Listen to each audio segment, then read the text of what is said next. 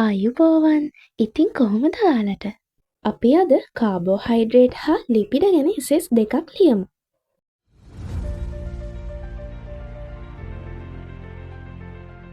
jamendo.com එසේ එක පාඩම් කරන්න ලේසි වෙන්න මම නිල් පාට ප්ලැටිනම් එකකින් මේන් ටොපික්ස්ද, රතු පාට පෑනකින් සබ් ටොපික්ස්ද, නිල් පාට පෑනකින් පොයින්ට්ස්ද විදිහට නම් කරලා තියෙනවා. කාබෝහයිඩ්‍රේට්. හරි. මුලින්ම මම සබ් ටොපික්ස් ටිකයි මේන් ටොපික්ස් ටිකයි කියලා ඉන්නම්. මේන් ටොපික්ස් 5ක් තියෙනවා. කාබෝහයිඩ්‍රේට මූලික හැඳින්වීම, කාබෝහයිඩ්‍රේට ආකාර 3, මොනොසැකරයිඩ්, ඩයිසැකරයිඩ්, පොලිසැකරයිඩ් විදිහට කියන මේන් ටොපික්ස් ටිකට අනුව තමයි සබ් ටොපික්ස් ටික හැදෙන්නේ. ඒ කියන්නේ අපි දැන් එසේ එක ලියද්දි මෙන්න මේ විදිහට ලියන්නේ. මුලින්ම මූලික හැඳින්වීම හා සම්බන්ධ කරුණු ලියනවා. ඊළඟට මොනොසැකරයිඩ් පිළිබඳ මූලික කරුණු හා ආකාර දෙකකට වර්ග කිරීම කරනවා. ඊට පස්සේ මොනොසැකරයිඩ් වල කෘත්‍ය, ඩයිසැකරයිඩ් පිළිබඳ මූලික කරුණු හා උදාහරණ, ඩයිසැකරයිඩ් වල කෘත්‍ය, පොලිසැකරයිඩ් පිළිබඳ මූලික කරුණු හා ආකාර දෙකකට අනුව වර්ග කිරීම හා පොලිසැකරයිඩ් වල කෘත්‍ය ලෙස තමයි මේ එසේ එක අපි ස්මාර්ට් විදිහට මතක තියාගන්නේ. හරි, එහෙනම් පටන් ගමු. පෘථිවියේ ඇති වඩාත් සුලභතම කාබනික සංයෝගය වන්නේ කාබෝහයිඩ්‍රේට්. එහි ප්‍රධාන මූලද්‍රව්‍ය සංයුතිය වන්නේ කාබන්, හයිඩ්‍රජන් හා ඔක්සිජන්. කාබන් වල හයිඩ්‍රේට වල අඩංගු හයිඩ්‍රජන් ඔක්සිජන් අනුපාතය ජලය මෙන්ම 2:1 සමාන වේ. පොදු සූත්‍රය CH2OY වේ. ප්‍රධාන කාබෝහයිඩ්‍රේට් කාණ්ඩ 3කි. එනම් මොනොසැකරයිඩ්, ඩයිසැකරයිඩ් හා පොලිසැකරයිඩ්. සාමාන්‍යයෙන් කාබෝහයිඩ්‍රේට වල සීනි, එහෙම නැත්නම් මොනොසැකරයිඩ් හා ඩයිසැකරයිඩ් හා පොලිසැකරයිඩ් අඩංගු වෙනවා. කාබෝහයිඩ්‍රේට වල සරලතම ආකාරය තමයි මොනොසැකරයිඩ් කියන්නේ. එහි පොදු අණුක සූත්‍රය CH2ON. සියලුම මොනොසැකරයිඩ් ඔක්සිහාරක සීනි වන අතර ජලයේ ද්‍රාව්‍ය වේ. ස්පටික ආකාරයෙන් පවතී. මොනොසැකරයිඩ් වල කාබන් පරමාණු සංඛ්‍යාව 3 සිට 7 දක්වා වෙනස් වේ. කාබන් පරමාණු සංඛ්‍යාව මත ඒවා වර්ග කෙරේ. කාබන් පරමාණු 3ක් සහිත ඒවා ට්‍රයෝස වන අතර ග්ලිසරල්ඩිහයිඩ්, ෆොස්ෆෝග්ලිසරල්ඩිහයිඩ් ට්‍රයෝස වල ව්‍යුත්පන්නයකි. උදාහරණ වේ. කාබන් පරමාණු 4ක් සහිත ඒවා ටෙට්‍රෝස වන අතර ස්වභාවයේ විරල වන එරිත්‍රෝස් උදාහරණ වේ. කාබන් පරමාණු 5ක් සහිත ඒවා පෙන්ටෝස වන අතර රයිබෝස්, ඩියොක්සිරයිබෝස්, රිබියුලෝස්, RUBP යනු රිබියුලෝස් වල ව්‍යුත්පන්නයකි. උදාහරණ වෙනවා. කාබන් පරමාණු 6ක් සහිත ඒවා හෙක්සෝස වන අතර ග්ලූකෝස්, ෆ්‍රක්ටෝස්, ගැලැක්ටෝස් උදාහරණ වෙනවා. කාබොනයිල් කාණ්ඩයේ, ඒ කියන්නේ කීටෝ කාණ්ඩයක් හරි ඇල්ඩෝ කාණ්ඩයක් හරි වර්ගය අනුව ඒවා වර්ග කෙරෙනවා. ඇල්ඩෝ කාණ්ඩයක් සහිත ඇල්ඩෝස් ලෙස ග්ලූකෝස් හා ගැලැක්ටෝස් ඇත. කීටෝ කාණ්ඩයක් සහිත කීටෝස් ලෙස ෆ්‍රක්ටෝස් ඇත. ජලීය මාධ්‍යවලදී සමහර මොනොසැකරයිඩ් වලලු ආකාරයෙන්ද පවතිනවා. මොනොසැකරයිඩ් ශක්ති ප්‍රභවයක් ලෙසත්, ඩයිසැකරයිඩ් හා පොලිසැකරයිඩ් වල තැනුම් මේකක ලෙසත්, ඒ කියන්නේ මෝල්ටෝස්, සුක්‍රෝස් වැනි ඩයිසැකරයිඩ් වලත්, පිෂ්ඨය ග්ලයිකෝජන් වැනි පොලිසැකරයිඩ් වලත්. ඊළඟට නියුක්ලියෝටයිඩ් වල සංඝටක ලෙසත්, ඒ කියන්නේ DNA RNA වල සංඝටක ලෙසත් වැදගත් කෘත්‍යයක් ඉටු කරයි.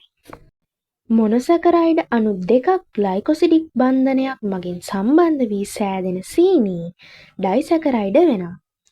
යාබද මොනොසැකරයිඩ් අණු දෙකක් අතර සංගන්න ප්‍රතික්‍රියාවක් මගින් ජල අණුවක් පිටවීමෙන් එම අණු දෙක අතර ග්ලයිකොසිඩික් බන්ධනයක් හැදෙනවා. එහිදී එක් මොනොසැකරයිඩ් අණුවක ඇති OH කාණ්ඩයක් යාබද මොනොසැකරයිඩ් අණුවේ ඇති හයිඩ්‍රජන් පරමාණුවක් සමග සම්බන්ධ වී මේ ජල අණුව හදනවා. ග්ලූකෝස් අණු දෙකක් අතර සංගන්න ප්‍රතික්‍රියාවක් මගින් ජල අණුවක් පිටවීමෙන් මෝල්ටෝස් සාදනවා. ග්ලූකෝස් හා ෆ්‍රක්ටෝස් අණු දෙකක් අතර සංගන්න ප්‍රතික්‍රියාවක් මගින් ජල අණුවක් පිටවීමෙන් සුක්‍රෝස් සාදනවා. ග්ලූකෝස් හා ගැලැක්ටෝස් අණු දෙකක් අතර සංගන්න ප්‍රතික්‍රියාවක් මගින් ජල අණුවක් පිටවීමෙන් ලැක්ටෝස් හාදයි. මෝල්ටෝස් හා ලැක්ටෝස් ඔක්සිහාරක සීනිය. නමුත් සුක්‍රෝස් නිරොක්සිහාරක සීනි වෙනවා. ඩයිසැකරයිඩ වන ලැක්ටෝස් කිරිවල සංචිත සීනි ලෙසත් සුක්‍රෝස් ෆ්ලෝයම තුළ පරිවහනය හා උක්ෂාගේ සංචිත සීනි ලෙස වැදගත් කෘත්‍යයක් ඉටු කරන. පොලිසැකරයිඩ මහා අණු සහ ජෛව බහුඅවයවික වෙනවා. මොනොසැකරයිඩ උපේක්ෂක සිය ගණනක සිට දහස් ගණනකින් පොලිසැකරයිඩ සෑදී ඇත. ඒවා ස්ඵටිකීකරණය නොවේ. ජලයේ අද්‍රාව්‍යයි. සීනි ලෙස නොසලකයි. සමහර පොලිසැකරයිඩ සංචිත සංඝටක වන අතර අනෙක් පොලිසැකරයිඩ ජීවීන්ගේ ව්‍යුහ සෑදීමට දායක වෙනවා. ඉටු කරන කෘත්‍ය අනුව සංචිත පොලිසැකරයිඩ හා ව්‍යුහමය පොලිසැකරයිඩ ලෙස පොලිසැකරයිඩ වර්ග කෙරෙනවා. සංචිත පොලිසැකරයිඩ වන්නේ පිෂ්ඨය, ග්ලයිකොජන් හා ඉනියුලින්ය. ව්‍යුහමය පොලිසැකරයිඩ වන්නේ සෙලියුලෝස්, හෙමිසෙලියුලෝස්, පෙක්ටින් හා කයිටින්ය. පොලිසැකරයිඩ නිර්මාණය වී ඇති ආකාරය අනුවද රේඛීය ආකාර හා ශාඝනය වූ ආකාර ලෙස වර්ග කෙරේ. රේඛීය ආකාර වනුයේ සෙලියුලෝස් හා ඇමයිලෝස්ය. ශාඝනය වූ ආකාර වනුයේ ග්ලයිකොජන්, හෙමිසෙලියුලෝස් හා ඇමයිලෝපෙක්ටින්ය.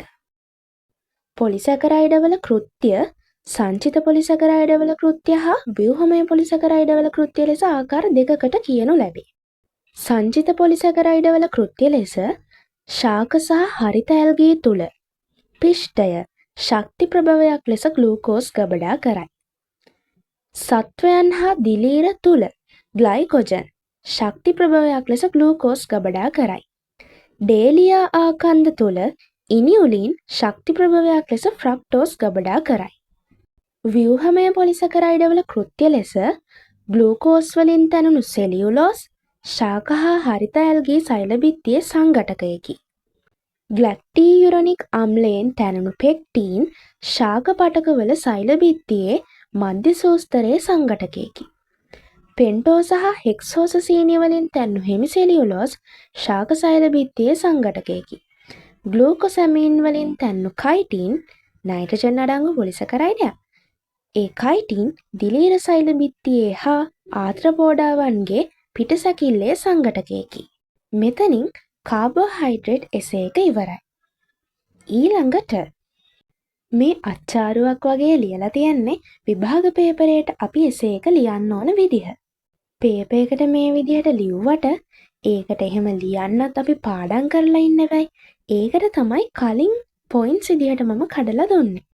එහෙනම් කාබෝහයිඩ්‍රේට් මෙතනින් ඉවරයි. දැන් අපි යමු ලිපිඩ එසේ එක ලියන්න.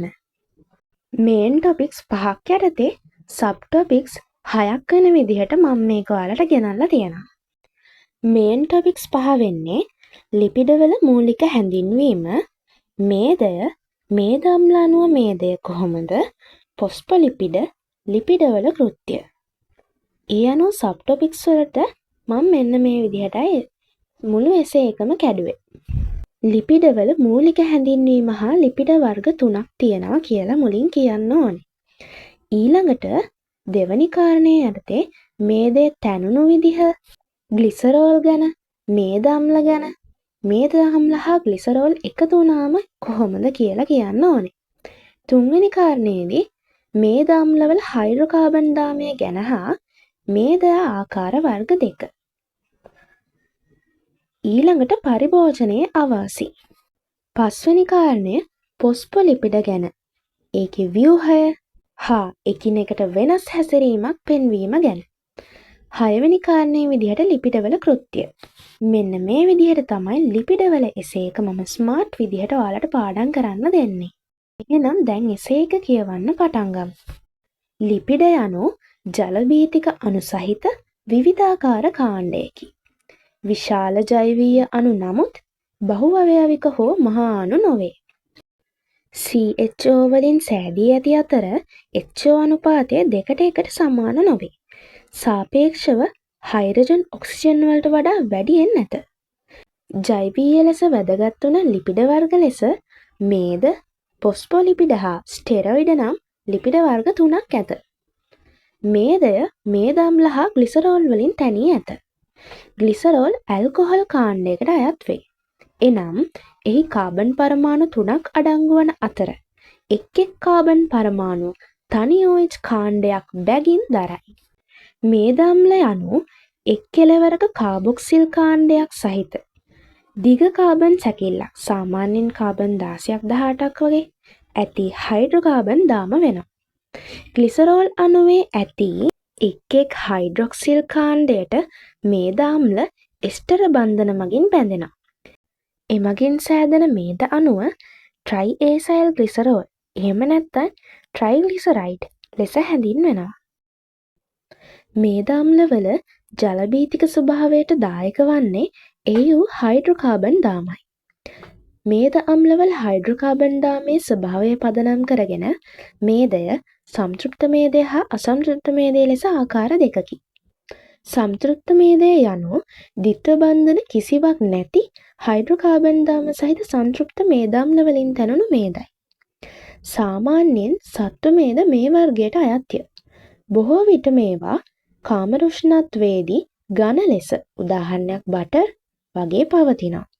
අසම්තෘප්ත මේදය යනු ද්විත්ව බන්ධන එකක් හෝ වැඩි ගණනක් ඇති හයිඩ්‍රෝකාබන් දාම සහිත අසම්තෘප්ත මේදාම්ල වලින් තැනුණු මේදයි. සාමාන්‍යයෙන් ශාකවල පවතින මේද මේ වර්ගයට අයත් වේ. බොහෝ විට මේවා කාමරුෂ්ණත්වයේදී ද්‍රව ලෙස හම්බ වෙනවා. උදාහරණයක් විදිහට එළවලු තෙල්. අසම්තෘප්ත මේදය ද්විත්ව බන්ධනයේ ස්වභාවය පදනම් කරගෙන වර්ග කෙරෙනවා. ඒවා නම් සිස් අසම්තෘප්ත මේදය සහ ට්‍රාන්ස් අසම්තෘප්ත මේදයයි. සංතෘප්ත මේදය හා ට්‍රාන්ස් අසම්තෘප්ත මේදය අධික ලෙස පරිභෝජනය කිරීම දමනි බිත්ති ඝන වීමට හේතු වෙනවා. පොස්පොලිපිඩ සෛල පටලවල ප්‍රධානතම සංඝටකයයි. එක් ග්ලිසරෝල් අණුවකට මේද අම්ල අණු දෙකක් හා පොස්ෆේට් කාණ්ඩයක් සම්බන්ධ වී ඒවා සෑදී ඇත. පොස්ෆේට් කාණ්ඩය මගින් පොස්පොලිපිඩ අණුවට ඍණ විද්‍යුත් ආරෝපණයක් ලබා දෙනවා. අමතර ද්‍රවීය අණුවක් හෝ කුඩා ආරෝපිත අණුවක්ද පොස්ෆේට් කාණ්ඩයට බැඳී ඇත. උදාහරණයක් විදිහට කෝලීන්. පොස්පොලිපිඩවල අන්ත දෙක එකිනෙකට වෙනස් හැසිරීමක් පෙන්වයි. එහි හයිඩ්‍රෝකාබන් වර්ග ජලභීතික වන අතර පොස්ෆේට් කාණ්ඩය හා ඊට සම්බන්ධ වී ඇති අණු හිස ජලකාමී වේ. ලිපිඩවල කෘත්‍ය ලෙස ට්‍රයිඑසයිල් ග්ලිසරෝල් වන මේද සහ තෙල් ආහාරවල ශක්ති ප්‍රභවයක් ලෙස සංචිත කරයි.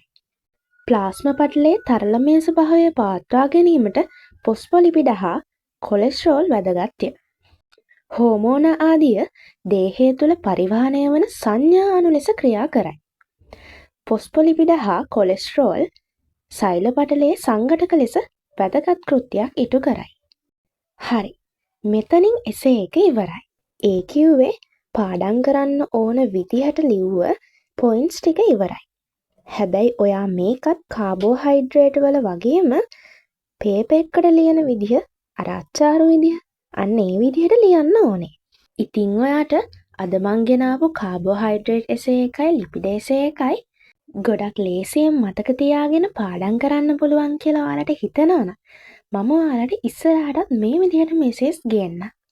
ඉතින් මාව subscribe කරලා bell icon එකත් click කරලාම තියාගන්න. එහෙනම් අදට ගිහින් එන්න. good luck හැමෝටම.